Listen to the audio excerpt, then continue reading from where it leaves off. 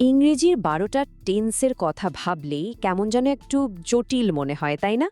কিন্তু আজকের এই বিশ্লেষণে আমরা এমন একটা সহজ সিস্টেম দেখব যা দিয়ে পুরো ব্যাপারটা একদম জলের মতো পরিষ্কার হয়ে যাবে। তো আজকের আলোচনায় আমরা কি দেখব? প্রথমে আমরা বোঝার চেষ্টা করব এই ১২টা টেন্স নিয়ে আসল সমস্যাটা ঠিক কোথায়। তারপর একটা খুব সহজ সিস্টেমের কথা জানব। এরপর টেন্সগুলোকে একটা টাইমলাইনের ওপর ফেলে দেখব, ভার্বের একটা বিশেষ অবস্থা নিয়ে কথা বলবো, আর সবশেষে আমাদের হাতে থাকবে একটা নতুন টুলকিট। চলুন শুরু করা যাক। সমস্যাটা ঠিক এখানেই। যখনই আমরা টেন্স শিখতে বসি, মনে হয় যেন ১২টা আলাদা সম্পর্কহীন নিয়ম একটার পর একটা মুখস্থ করতে হবে। মানে প্রেজেন্ট কন্টিনিউয়াস, পাস্ট পারফেক্ট, শুধু নামগুলো শুনলেই কেমন যেন গুলিয়ে যায়, আর পুরো ব্যাপারটা খুব ক্লান্তিকর মনে হতে শুরু করে। এই প্রশ্নটাই কিন্তু আমাদের আজকের আলোচনার একদম কেন্দ্রে। আর সত্যি বলতে এটা শুধু একজনের সমস্যা নয়, প্রায় সবাই এই একই অভিজ্ঞতার মধ্যে দিয়ে যায়। কিন্তু আসল কথা কি জানেন, এর সমাধান মুখস্থ করায় নেই, বরং পুরো জিনিসটা দেখার অ্যাঙ্গেলটা একটু বদলে নিলেই হয়। এই সাধারণ ভুলের উদাহরণটা একবার দেখুন তো। প্রথম বাক্যটা কানে শুনতেই কেমন যেন ভুল লাগছে, তাই না? এর পেছনে একটা খুব নির্দিষ্ট কারণ আছে, যেটা আমরা একটু পরেই জানতে পারব। আর এই উদাহরণটাই কিন্তু আমাদের সমাধানের দিকে নিয়ে যাবে। আচ্ছা, চলুন এবার আসল সমাধানে আসা যাক। কেমন হয় যদি বলি যে ১২টা আলাদা নিয়ম মুখস্থ করার কোনো দরকারই নেই, বরং পুরো ব্যাপারটাকে একটা সাধারণ 3x4 গ্রিড বা ছক হিসেবে ভাবা যায়। একদম ঠিক। ১২টা নিয়ম ভুলে যান, এখানে মুখস্থ করার কিচ্ছু নেই। এটা আসলে মাত্র দুটো সহজ ধারণাকে এক করার খেলা। একবার সিস্টেমটা ধরে ফেলতে পারলে দেখবেন ১২টা টেন্স নিজে থেকেই সাজানো গোছানো মনে হচ্ছে। যে কোনো টেন্স আসলে মাত্র দুটো জিনিস দিয়ে তৈরি। এক হলো টাইম বা কাল, মানে কাজটা কখন হচ্ছে, অতীতে, বর্তমানে না ভবিষ্যতে। আর দুই হলো অ্যাসপেক্ট বা প্রকার, যা বোঝায় কাজটাকে আমরা কিভাবে দেখছি। কাজটা কি সাধারণভাবে হয়, নাকি চলছে, নাকি শেষ হয়ে গেছে। প্রথম উপাদানটা তো খুবই সোজা। এই তিনটি কাল বা সময় আমরা সবাই বুঝি: অতীত, বর্তমান এবং ভবিষ্যৎ। এটাই আমাদের সিস্টেমের মূল ভিত্তি। আর এখানেই দেখুন পুরো ব্যাপারটা কিভাবে এক হয়ে যায়। যখনই আমরা এই তিনটে কালকে পাস্ট, প্রেজেন্ট, ফিউচার ওই চারটে অ্যাসপেক্টের সাথে মেলাই, আমরা পেয়ে যাই এই সহজ 3x4 গ্রেডটা। আর হঠাৎ করেই ১২টা টেন্স আর আলাদা আলাদা নিয়ম মনে হয় না, বরং একটা সুন্দর গোছানো সিস্টেমের অংশ বলে মনে হয়। সিস্টেমটা তো বোঝা গেল, কিন্তু এটা বাস্তবে দেখতে কেমন? এই ধারণাগুলোকে আরও স্পষ্ট করার জন্য চলুন টেন্সগুলোকে একটা টাইমলাইনের উপর ফেলে দেখি। এতে কোনটা কি কাজ করে তা আরও সহজে বোঝা যাবে। ধরুন এটা একটা সরল রেখা, মাঝখানে আছে বর্তমান মুহূর্ত, মানে এখন। এর বাঁদিকে অতীত আর ডান দিকে ভবিষ্যৎ।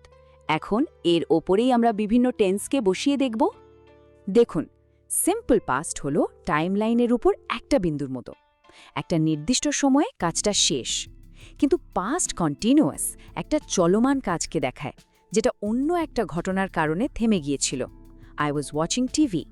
কাজটা চলছিল আর শি অ্যারাইভড, ঘটনাটা এসে ওকে বাধা দিল।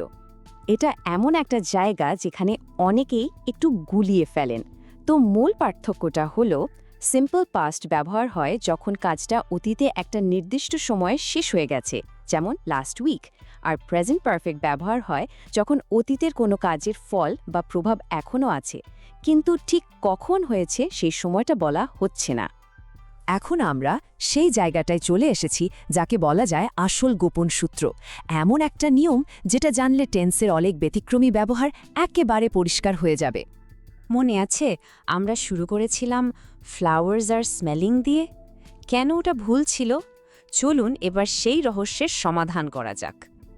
এর উত্তরটা লুকিয়ে আছে স্টেটিভ ভার্বসের মধ্যে। এই ভার্বগুলো আসলে কোনো কাজ বা অ্যাকশন বোঝায় না, যেমন দৌড়ানো বা খাওয়া, বরং এগুলো একটা অবস্থা, একটা অনুভূতি বা একটা চিন্তা বোঝায়, যেমন জানা, ভালোবাসা বা গন্ধ পাওয়া। এখানে কিছু খুব সাধারণ স্টেটিভ ভার্বের তালিকা দেওয়া হলো। এগুলো সাধারণত চিন্তা, অনুভূতি, মালিকানা বা আমাদের পঞ্চ ইন্দ্রিয়ের সাথে সম্পর্কিত। এই গ্রুপগুলো মনে রাখলে এদের চেনাটা অনেক সহজ হয়ে যায়। আর এটাই হলো সেই মূল নিয়ম। যেহেতু স্টেটিভ ভার্বগুলো কোনো চলমান কাজ বোঝায় না, তাই এদের সাথে আইএনজি যোগ করে কন্টিনিউয়াস টেন্সে ব্যবহার করাটা সাধারণত ভুল। ঠিক এই কারণেই the flowers are smelling lovely বাক্যটা ভুল। ফুলেরা কোনো কাজ করছে না, এটা তাদের একটা অবস্থা। আর এখানেই বিষয়টা আরও মজার হয়ে ওঠে। দেখুন, একই ভার্ব তার অর্থের ওপর নির্ভর করে স্ট্যাটিভ বা ডাইনামিক দুটোই হতে পারে।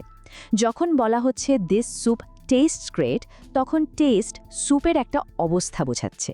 কিন্তু যখন একজন শেফ স্যুপটা চেখে দেখছেন, the chef is testing the soup, তখন এটা একটা সক্রিয় কাজ। তাই এখানে কন্টিনিউয়াস টেন্স একদম ঠিক। তাহলে সব মিলিয়ে আমরা কি শিখলাম? চলুন আমাদের এই নতুন জ্ঞানকে একটা সহজ কার্যকর টুলকিটে গুছিয়ে ফেলি। ব্যাপারটা কেন এত জরুরি? কারণ টেন্স আমাদের ভাবনাগুলোকে সময়ের সাথে সাজিয়ে গুছিয়ে প্রকাশ করতে সাহায্য করে। এটা ছাড়া স্পষ্ট যোগাযোগ প্রায় অসম্ভব। এখন থেকে টেন্স ব্যবহার করার সময় শুধু এই 3টা ধাপ মাথায় রাখলেই চলবে। প্রথমে সময়টা ঠিক করুন, তারপর কাজের ধরন বা অ্যাসপেক্ট বেছে নিন, আর শেষে শুধু একবার দেখে নিন কোনো স্টেটিভ ভার্ব ব্যবহার করছেন কিনা। ব্যাস। এই জ্ঞানটা কিন্তু শুধু পরীক্ষার খাতার জন্য না, এটা আমাদের রোজকার কথাবার্তায়, পেশাদার ইমেইল লেখায় আর যে কোনো ভাষা দক্ষতার পরীক্ষায় আত্মবিশ্বাস বাড়াতে দারুণভাবে সাহায্য করবে। এই নতুন দৃষ্টিভঙ্গিটা কিন্তু শুধু টেন্সের মধ্যেই সীমাবদ্ধ নেই। একবার ভেবে দেখুন তো, ভাষার আর কোনো জটিল বিষয়কে ঠিক এভাবেই কোনো সহজ সিস্টেমে ভেঙে ফেলা যায়।